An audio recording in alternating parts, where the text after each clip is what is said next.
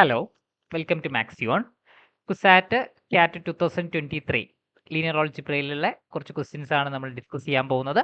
അപ്പോൾ നമുക്ക് ലീനിയർ ഓൾജിബ്രയിൽ നമുക്ക് കണ്ടുവരുന്ന ക്വസ്റ്റ്യൻസ് എന്ന് പറഞ്ഞു കഴിഞ്ഞാൽ കൂടുതലും നമുക്ക് മെട്രിക്സ് റിലേറ്റഡ് ആയിട്ടുള്ള ക്വസ്റ്റ്യൻസ് ആണ് നമുക്ക് കണ്ടുവരാറുള്ളത്. അപ്പോൾ അതുകൊണ്ട് തന്നെ നമുക്ക് മെട്രിക്സ് റിലേറ്റഡ് ആയിട്ടുള്ള കുറച്ച് ക്വസ്റ്റ്യൻസും അതുപോലെ തന്നെ ലീനിയർ ട്രാൻസ്ഫോർമേഷനുമായിട്ട് റിലേറ്റഡ് ആയിട്ടുള്ള ഒരു ക്വസ്റ്റ്യനൊക്കെയാണ് നമ്മൾ ഈ ഒരു പാർട്ട് വീഡിയോയിൽ ഡിസ്കസ് ചെയ്യാൻ പോകുന്നത്. അപ്പം കുസാറ്റ് ക്യാറ്റ് 2023 MSc മാത്തമാറ്റിക്സിൽ കണ്ടുവന്ന് ചോദിച്ചിട്ടുള്ള ചോദ്യങ്ങളാണ് നമ്മൾ ഡിസ്കസ് ചെയ്യാൻ പോകുന്നത്.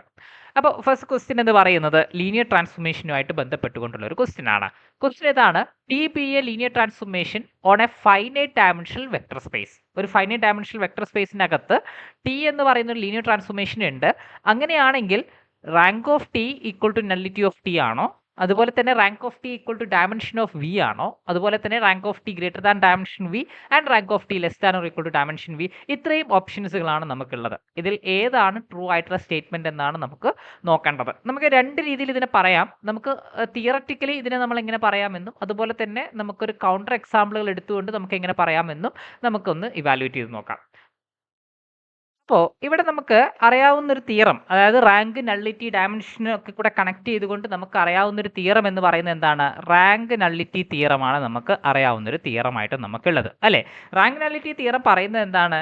നമുക്ക് റാങ്ക് ഓഫ് ടി, അതായത് ടി എന്ന് പറയുന്നത് നമുക്ക് വിയിൽ നിന്നും ഡബ്ല്യൂയിലേക്ക് അല്ലെങ്കിൽ വിയിൽ നിന്നും വിയിലോട്ട് നമുക്കൊരു ലീനിയർ ട്രാൻസ്ഫോർമേഷൻ നമുക്ക് എടുക്കാം. ആ ലീനിയർ ട്രാൻസ്ഫോർമേഷൻ ഇവിടെ നമുക്ക് ഡിഫൈൻ ചെയ്തിട്ടുള്ളത് വെക്റ്റർ സ്പേസ് വി എന്ന് പറയുന്ന വെക്റ്റർ സ്പേസ് ആയതുകൊണ്ട് തന്നെ നമുക്ക് ടി എന്ന് പറയുന്നത് വിയിൽ നിന്നും വിയിലോട്ട് നമുക്ക് എന്ത് ഡിഫൈൻ ചെയ്യാം? നമ്മുടെ ലീനിയർ ട്രാൻസ്ഫോർമേഷൻ ഡിഫൈൻ ചെയ്യാം.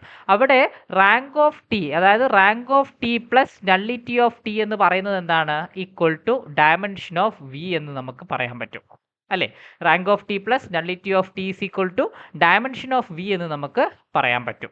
അപ്പോൾ ഇതാണ് റാങ്ക് നള്ളിറ്റി തിയറം. ഈ ഒരൊറ്റ തിയറം വെച്ചുകൊണ്ട് നമുക്ക് എന്ത് ചെയ്യാം? ഈ പറയുന്ന ഓപ്ഷൻസുകളൊക്കെ നമുക്ക് ഇവാലുവേറ്റ് ചെയ്ത് നോക്കാം. ഒന്നാമത്തെ ഓപ്ഷൻ നമുക്ക് നോക്കാം, rank of T equal to nullity of T ആണോ എന്നുള്ളതാണ്, അല്ലെ? Rank of T equal to nullity of T ആണോ എന്ന് ചോദിച്ചു കഴിഞ്ഞാൽ ഇപ്പോൾ റാങ്ക് ഓഫ് ടിയും നള്ളിറ്റി ഓഫ് ടിയും നമുക്ക് സെയിം ആണെങ്കിൽ എന്താണ് സംഭവിക്കുക? അതായത് ഓപ്ഷൻ എയിൽ പറയുന്നത് റാങ്ക് ഓഫ് ടിയും നള്ളിറ്റി ഓഫ് ടിയും സെയിം ആണെന്നല്ലേ? Rank of T equal to nullity of T ആണെങ്കിൽ അവിടെ നമുക്ക് എന്ത് സംഭവിക്കും? റാങ്ക് ഓഫ് ടീനെ നമുക്ക് രണ്ട് തവണയായിട്ട് നമുക്ക് എഴുതാൻ പറ്റും, അല്ലെ? Rank of T plus rank of T is equal to dimension of V എന്ന് നമുക്ക് പറയാം. അതായത് 2 റാങ്ക് ഓഫ് ടി എന്ന് പറയുന്നത് എന്തായിരിക്കും? ഡയമെൻഷൻ ഓഫ് വി ആയിരിക്കും നമുക്ക് വരുന്നുണ്ടാവാം. ഇനി ഇവിടെ നമുക്ക് ചെറിയൊരു പ്രശ്നമുണ്ട്. വി എന്ന് പറയുന്നത് ഫൈനൈറ്റ് ഡയമെൻഷണൽ ആയിട്ടുള്ള വെക്ടർ സ്പേസ് ആണ്. അവിടെ നമ്മൾ ഡയമെൻഷൻ ഓഫ് വി എന്ന് പറയുന്നത് ഒരു ഓഡ് നമ്പർ ആണ് എടുക്കുന്നതെങ്കിൽ, അതായത് ഡയമെൻഷൻ ഓഫ് വി ഓഡ് ആയിട്ടുള്ള, ഇപ്പോൾ ഡയമെൻഷൻ ഓഫ് വി 3 ആണെങ്കിൽ അല്ലെങ്കിൽ 5 ആണെങ്കിലൊക്കെ നമുക്ക് എന്ത് സംഭവിക്കും? അവിടെ നമുക്ക് റാങ്ക് ഓഫ് ടി എന്ന് പറയുന്നത് നമുക്ക് ഡയമെൻഷൻ ഓഫ് വി ബൈ 2 എന്ന് പറഞ്ഞാൽ നമുക്കൊരു പോയിന്റ് വാല്യൂസ് ആയിരിക്കും നമുക്ക് വരുന്നുണ്ടാവുക. ഒരിക്കലും റാങ്ക് നള്ളിറ്റി ഡയമെൻഷൻ പോലെയുള്ള കാര്യങ്ങൾ എന്താവില്ല, നമുക്ക് 1.5 എന്നോ 2.5 എന്നൊന്നും നമുക്ക് കിട്ടുന്നുണ്ടാവില്ല. അതുകൊണ്ട് തന്നെ dimension V equal to odd ആവുന്ന സമയത്ത് നമുക്കത് എന്താണ്? അത് പോസിബിൾ അല്ല, അതൊരു കോൺട്രഡിക്ഷൻ ആണ്. അതുകൊണ്ട് തന്നെ ഓപ്ഷൻ എ നമുക്ക് എന്ത് ചെയ്യാൻ പറ്റും? നമുക്ക് ഒഴിവാക്കാൻ പറ്റും, അല്ലെ? Rank of T equal to nullity of T എപ്പോഴും ട്രൂ ആവില്ല. കാരണം ഡയമെൻഷൻ ഓഫ് വി ഓഡ് ആണെങ്കിൽ നമുക്ക് കിട്ടുന്നുണ്ടാവുക റാങ്ക് ഓഫ് ടി അല്ലെങ്കിൽ നള്ളിറ്റി ഓഫ് ടി എന്ന് പറയുന്നത് ഒരു പോയിന്റ് വാല്യൂ ആയിരിക്കും. അത് നമുക്ക് പോസിബിൾ അല്ല. ഇനി രണ്ടാമത്തെ ക്വസ്റ്റ്യൻ, രണ്ടാമത്തെ ഓപ്ഷൻ പറയുന്നത് rank of T equal to dimension of V ആണെന്നാണ്. Rank of T dimension of V. അപ്പോൾ റാങ്ക് ഓഫ് ടി എന്ന് പറയുന്നത് ഡയമെൻഷൻ ഓഫ് വി ആണെങ്കിൽ അവിടെ നമുക്ക് വരുന്നത് എന്തായിരിക്കും? നമുക്ക് നള്ളിറ്റി എന്ന് പറയുന്നത്, അല്ലേ? ഇപ്പോൾ നമുക്ക് റാങ്ക് നള്ളിറ്റി തിയറത്തിനകത്ത് R of T plus N of T is equal to നമുക്ക് എന്ത് വരാം? നമുക്ക് ആർ ഓഫ് ടി തന്നെ നമുക്ക് വരുന്നുണ്ടാവും. അവിടെ നമുക്ക് നള്ളിറ്റി ഓഫ് ടി എന്ന് പറയുന്നത് R of T minus R of T 0 എന്ന് വരാം. നള്ളിറ്റി 0 ആവാം, അതൊരു ഓപ്ഷൻ ആണ്. പക്ഷേ എപ്പോഴും 0 ആണ് എന്ന് നമുക്ക് പറയാൻ പറ്റില്ല, അല്ലേ?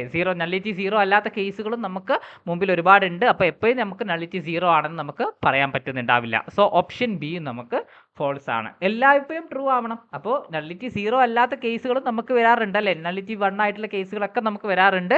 അപ്പോൾ അങ്ങനെ നമുക്ക് ഓപ്ഷൻ ബി നമുക്ക് ഒഴിവാക്കി കളയാം. ഇനി ഓപ്ഷൻ സിയിലോട്ട് വരുന്ന സമയത്ത് ഓപ്ഷൻ സി പറയുന്നത് എന്താണ്? Rank of T greater than dimension of V. അതൊരിക്കലും പോസിബിൾ അല്ല, അല്ലേ? അതായത് rank of T plus nullity of T ആണ് നമുക്ക് എന്തായിട്ട് കിട്ടുന്നത്? ഡയമെൻഷൻ ഓഫ് വി ആയിട്ട് നമുക്ക് കിട്ടുന്നുണ്ടാവാം. അപ്പോൾ അവിടെ ഒരിക്കലും റാങ്ക് ഓഫ് ടി എന്ന് പറയുന്നത് എന്താവില്ല?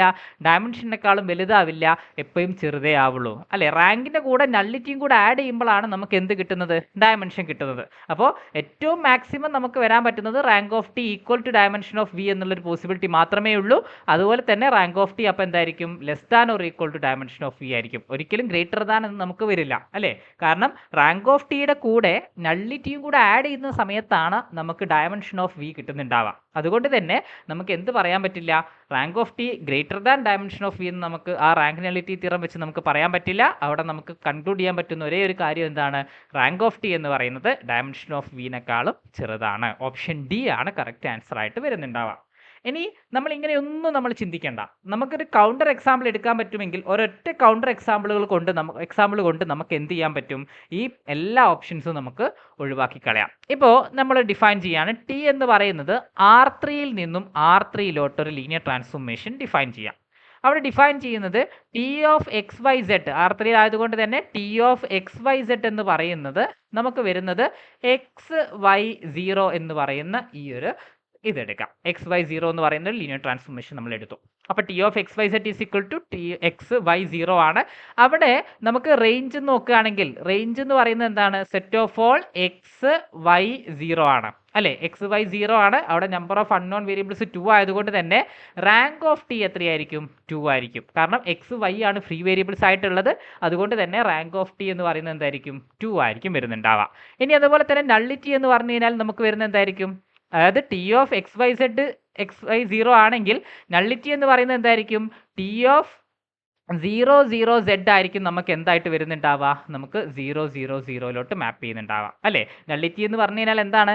നൾ സ്പേസ് എന്ന് പറഞ്ഞു കഴിഞ്ഞാൽ 0ലോട്ട് മാപ്പ് ചെയ്യുന്ന എലമെന്റ്സുകളാണ് നമുക്ക് എന്തായിട്ട് വരുന്നത്? നൾ സ്പേസ് ആയിട്ട് വരുന്നത്. അവിടെ 0ലോട്ട് മാപ്പ് ചെയ്യുന്ന എലമെന്റ്സുകൾ എന്ന് പറയുന്നത് എന്തായിരിക്കും?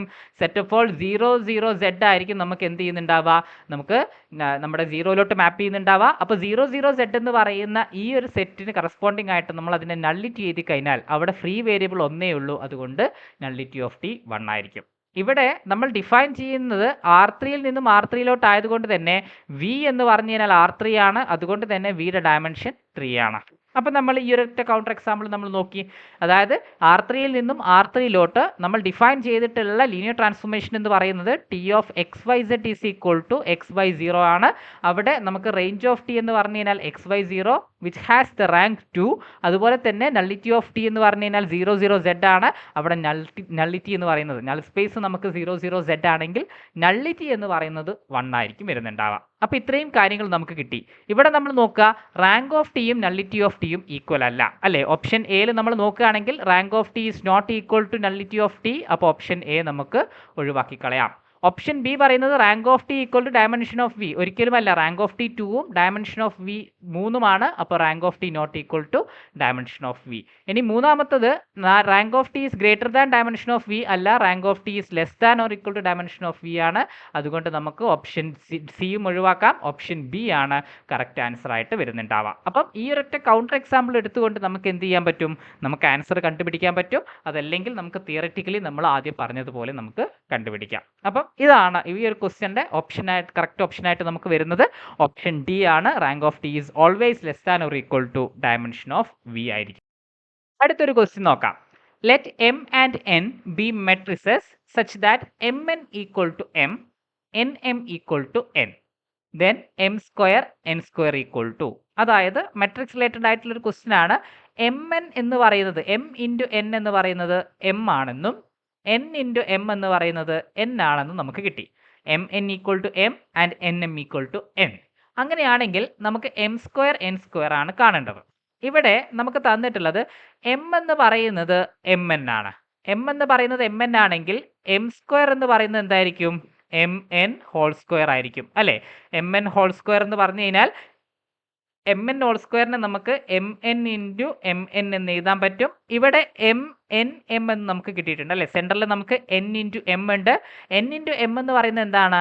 n ആണ്. അപ്പോൾ n ഇൻറ്റു m ആയതുകൊണ്ട് നമുക്ക് m n എന്ന് നമുക്ക് പറയാൻ പറ്റും. വീണ്ടും m ഇൻറ്റു n എന്നുണ്ട്. m ഇൻറ്റു n എന്താണ്? m ആണ്. അതുകൊണ്ട് തന്നെ നമുക്ക് m n എന്ന് പറയാം. Where m into n is again m. അപ്പോൾ നമുക്ക് m എന്ന് കിട്ടും. അല്ലേ? എം എൻ ഹോൾ സ്ക്വയറിനെ നമ്മൾ M N into M N എന്ന് എഴുതി അവിടെ നമ്മൾ സെൻറ്ററിലുള്ള എൻ ഇൻറ്റു എം നമ്മൾ എൻ എന്ന് കൊടുത്തു, അവിടെ നമ്മൾ വീണ്ടും എം ഇൻറ്റു എൻ എം എന്ന് കൊടുത്തു, വീണ്ടും നമുക്ക് എം ഇൻറ്റു എൻ എം എന്ന് കിട്ടി. അവിടെ നമുക്ക് കിട്ടുന്നത് എന്താണ്? എം സ്ക്വയർ എം ആണെന്നാണ് കിട്ടുന്നത്. M square equal to M. ഇനി അടുത്തതിലേക്ക് വരാം. എൻ എം ആണ്. അപ്പോൾ അവിടെ നമ്മൾ എൻ എന്ന് പറയുന്നത് നമുക്ക് എന്താ കിട്ടുന്നത്? N into M. അങ്ങനെയാണെങ്കിൽ എൻ സ്ക്വയർ എന്നാണ് നമുക്ക് കാണേണ്ടത്. എൻ സ്ക്വയർ എന്ന് പറഞ്ഞാൽ N into M whole square, N M whole square ആണ്. അതായത് എൻ ഇൻറ്റു എം എന്ന് നമുക്ക് എഴുതാം. നേരത്തെ നമ്മൾ ഇതുപോലെ തന്നെ എം ഇൻറ്റു എൻ ചെയ്ത് കഴിഞ്ഞാൽ നമുക്ക് കിട്ടുന്ന എന്താണ്? എം ആണ്. എഗെയിൻ എൻ ഇൻറ്റു എം ഉണ്ട്, എൻ ഇൻറ്റു എം ചെയ്ത് കഴിഞ്ഞാൽ നമുക്ക് കിട്ടുന്ന എന്താണ്? എൻ ആണ്. സോ എൻ ഇൻറ്റു എം ചെയ്ത് കഴിഞ്ഞാൽ നമുക്ക് കിട്ടുന്നത് എൻ എന്ന് കിട്ടും. അതായത് എൻ സ്ക്വയറിൻ്റെ വാല്യൂ നമുക്ക് എന്ത് കിട്ടും? എൻ എന്ന് കിട്ടും. അപ്പോൾ രണ്ട് കാര്യങ്ങൾ കിട്ടി. എം സ്ക്വയർ എന്ന് പറയുന്നത് എം ആണ്, എൻ സ്ക്വയർ എന്ന് പറയുന്നത് എൻ ആണ്. അങ്ങനെയാണെങ്കിൽ നമുക്ക് ഇവാലുവേറ്റ് ചെയ്യേണ്ടത് അല്ലെങ്കിൽ കാണേണ്ടത് എന്താണ്? എം സ്ക്വയർ എൻ സ്ക്വയർ ആണ് നമുക്ക് കാണേണ്ടത്. എം സ്ക്വയർ എന്ന് പറയുന്നത് എമ്മും എൻ സ്ക്വയർ എന്ന് പറയുന്നത് എന്നുമാണ്. So M square N square എന്ന് പറയുന്നത് എം എൻ ഓപ്ഷൻ എ ഉണ്ട്.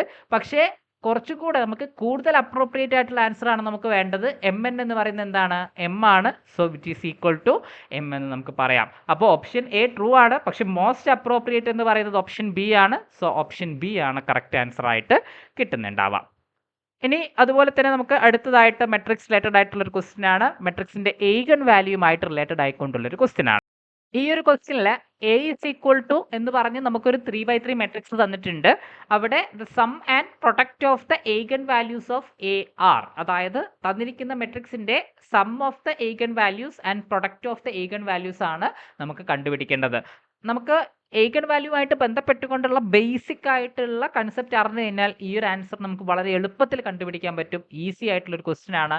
അവിടെ നമ്മൾ അറിഞ്ഞിരിക്കേണ്ട കാര്യങ്ങൾ രണ്ട് കാര്യങ്ങളാണ്. ഒന്ന്, sum of the eigen value. ഒരു മെട്രിക്സ് തന്നു കഴിഞ്ഞാൽ അതിൻ്റെ ഏഗൻ വാല്യൂസുകളുടെ സം എന്ന് പറയുന്നത് ട്രേസ് ഓഫ് ദ മെട്രിക്സ് ആണ്, ട്രേസ് ഓഫ് എ ആയിരിക്കും. അതുപോലെ തന്നെ product of the eigen values എന്ന് പറഞ്ഞു കഴിഞ്ഞാൽ നമുക്ക് വരുന്ന എന്തായിരിക്കും? നമുക്ക് ഡിറ്റർമിനന്റ് ഓഫ് എ ആയിരിക്കും വരുന്നുണ്ടാവുക. അപ്പോൾ sum of eigen values trace ആണ്, അതുപോലെ തന്നെ പ്രൊഡക്റ്റ് ഓഫ് ഏഗൻ വാല്യൂസ് എന്ന് പറഞ്ഞു കഴിഞ്ഞാൽ ഡിറ്റർമിനന്റ് ആണ്. അപ്പോൾ നമ്മൾ ഈ ഒരു മെട്രിക്സിന്റെ കറസ്പോണ്ടിങ് ആയിട്ടുള്ള sum and product. So first one നമുക്ക് എന്ത് വേണം? ട്രേസ് കാണണം. അതുപോലെ തന്നെ പ്രൊഡക്റ്റ് എന്ന് പറഞ്ഞു കഴിഞ്ഞാൽ നമുക്ക് ഡിറ്റർമിനന്റ് കാണണം. അപ്പോൾ ഇതാണ് നമ്മൾ ചെയ്യേണ്ടതായിട്ടുള്ളത്. അപ്പോൾ ഇവിടെ നമുക്ക് തന്നിരിക്കുന്ന മെട്രിക്സ് 3/3 മെട്രിക്സ് ആണ്. സോ ഫസ്റ്റ് നമുക്ക് ട്രേസ് കാണാം. ട്രേസ് ഓഫ് എ എന്ന് പറഞ്ഞു കഴിഞ്ഞാൽ എന്താണ്? സം ഓഫ് ഡയഗണൽ എൻട്രീസ്, അല്ലെ? സം ഓഫ് ഡയഗണൽ എൻട്രീസ് അല്ലെങ്കിൽ ഡയഗണൽ എലമെന്റ്സുകളാണ്. ഇവിടെ നമുക്ക് ഡയഗണൽ എൻട്രീസ് ആയിട്ട് നമുക്ക് വരുന്നത് എന്തൊക്കെയാണ്? 6 + 3 + 3. അതായത് നമ്മൾ ആഡ് ചെയ്ത് കഴിഞ്ഞാൽ നമുക്ക് 12 ആയിരിക്കും കിട്ടുന്നുണ്ടാവുക. അപ്പോൾ തന്നിരിക്കുന്ന മെട്രിക്സിന്റെ ട്രേസ് നമുക്ക് 12 എന്ന് കിട്ടി.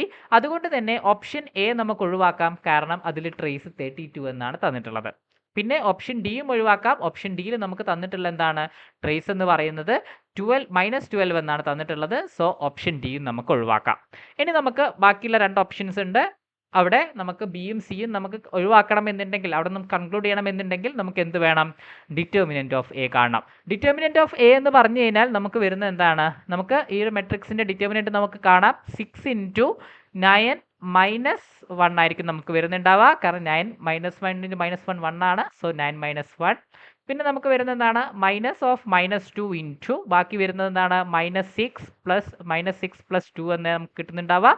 പിന്നെ നമുക്ക് വരുന്നത് +2 ഇൻറ്റു ബാക്കി വരുന്നത് എന്തായിരിക്കും? 2 - 6 ആയിരിക്കും വരുന്നുണ്ടാവുക. അതായത് 6 × 9 - 1 8 ആണ്. -+2 ഇൻറ്റു -6 + 2 എന്ന് പറഞ്ഞു കഴിഞ്ഞാൽ -4 ആണ്. +2 ഇൻറ്റു 2 - 6 എന്ന് പറഞ്ഞാൽ എന്താണ്? -4 ആണ്. സോ 6 × 8 48, 48 - 8 -8 എന്ന് വരുന്നുണ്ടാവും. 48 - 8 40, 40 - 8 32. സോ ഡിറ്റർമിനന്റ് ഓഫ് എ നമുക്ക് എന്താണ് കിട്ടുന്നത്? 32 ആണ് കിട്ടുന്നത്. സോ ഇവിടെ നമുക്ക് ട്രേസ് നമുക്ക് 12ഉം ഡിറ്റർമിനന്റ് 32 ആണെങ്കിൽ സം ഓഫ് ഏഗൻ വാല്യൂ നമുക്ക് 12ഉം കിട്ടി. Trace product of eigen value നമുക്ക് 32ഉം കിട്ടിയിട്ടുണ്ട്. സോ ഓപ്ഷൻ സി ആണ് കറക്റ്റ് ആൻസർ ആയിട്ട് കിട്ടുന്നുണ്ടാവുക. അപ്പോൾ ഇങ്ങനെയാണ് നമ്മൾ മെട്രിക്സ് റിലേറ്റഡ് അല്ലെങ്കിൽ ഏഗൻ വാല്യൂയുടെ sum and product of the eigen values ചോദിച്ചു കഴിഞ്ഞാൽ നമുക്ക് ട്രേസ് ഡിറ്റർമിനന്റ് വെച്ചുകൊണ്ട് നമുക്ക് കാണാൻ പറ്റും. അപ്പോൾ ഇത്രയും ക്വസ്റ്റ്യൻസ് ആണ് നമുക്ക് ഈ ഒരു പാർട്ട് വീഡിയോയിൽ ഡിസ്കസ് ചെയ്യാനുള്ളത്. അപ്പം ഈ ഒരു പാർട്ട് വീഡിയോയിൽ നമ്മൾ ലീനിയർ ഓൾജിബ്രയിലുള്ള 3 ക്വസ്റ്റ്യൻസുകളാണ് നമ്മൾ നോക്കിയിട്ടുള്ളത്. അതിൽ 2 ക്വസ്റ്റ്യൻസ് മെട്രിക്സ് റിലേറ്റഡ് ആയിട്ടുള്ള ക്വസ്റ്റ്യൻസ് ആയിരുന്നു. അതുപോലെ തന്നെ ഒരു ക്വസ്റ്റ്യൻ ലീനിയർ ട്രാൻസ്ഫോർമേഷനുമായിട്ട് ബന്ധപ്പെട്ടുകൊണ്ടുള്ള ക്വസ്റ്റ്യൻസ് ആയിരുന്നു. അപ്പോൾ ഈ ഒരു രീതിയിൽ നമുക്ക് എളുപ്പത്തിൽ മാർക്ക് സ്കോർ ചെയ്യാൻ പറ്റുന്ന ഒരു ടോപ്പിക് തന്നെയാണ് ലീനിയർ ഓൾജിബ്ര. കുസാറ്റിൽ നമുക്ക് നമുക്ക് ഈ ഒരു രീതിയിലുള്ള ക്വസ്റ്റ്യൻസുകളായിരിക്കും കണ്ടുവരുന്നുണ്ടാവുക. Thank you.